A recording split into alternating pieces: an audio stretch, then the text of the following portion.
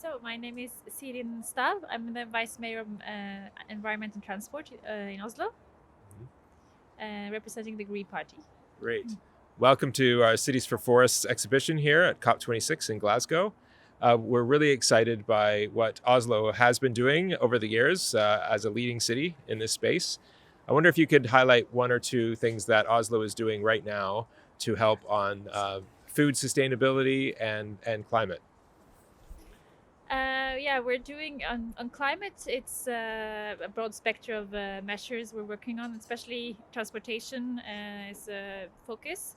That's our biggest sector for emissions, road transport. So we have a toll ring with environmental differentiation, and we have a parking regime where we favor EVs. So we have a 70% of all new sold cars in Oslo cars are EVs, and growing numbers also of the vans are also. So we have that technology shift going on from fossil fueled vehicles to electrical, but also system change where we focus on almost all the money, 98% of the revenues from the toll ring goes to investing heavily in public transit and bicycle infrastructure.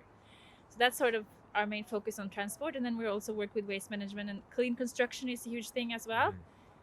Just a few years ago, the world hadn't seen an electrical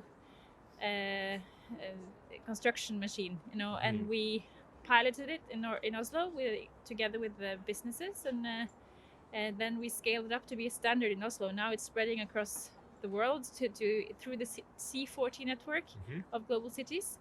So that's really interesting and exciting. So that's on the climate bit. On the food aspect, which is a topic that I'm personally very engaged in, we have a really ambitious goal of reducing meat consumption in Oslo, and are working on implementing a vegetarian option as a standard default option, because today it's often you have to ask for it, and it's a bit of a hassle if you want a plant-based option. But we want that to be a regular thing and always a vegan vegetarian option available. So that's something that we're also working on the food policy side.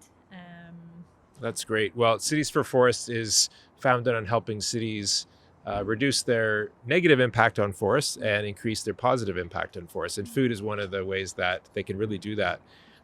We'll be sharing our forest footprint tool today, and really hoping to work with Oslo further on how your leading work on these topics can help reduce the impact on tropical forests. Yeah, that's a very important issue, and that's why I also am concerned with reducing meat consumption, is because indirectly that's creating the deforestation. We import a lot of soy that's grown in Mato Grosso in Brazil, where it causes deforestation, and so that's also a topic we would like to learn from you on. How we can make it more transparent and visual, what kind of effects the food we eat have, and how we can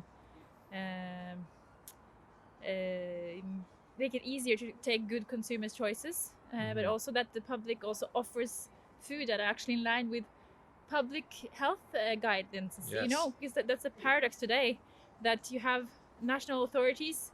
Most countries have recommendations of what to eat in line with health advices, and more and more countries are integrating environmental aspect into those national guidelines, but they're not implementing that guidelines in their own procurements. Right. So the public procurements of Oslo and the states should be in line with their own advices, what's healthy food. And what's healthy food is also often what's more environmental friendly food, Absolutely. So that's We're so happy that Oslo is one of the founding cities of Cities for Forests, and this is one of our challenges, is to get the procurement policies of cities in line with their leading climate commitments. And so we're excited to be working together with you today. Likewise.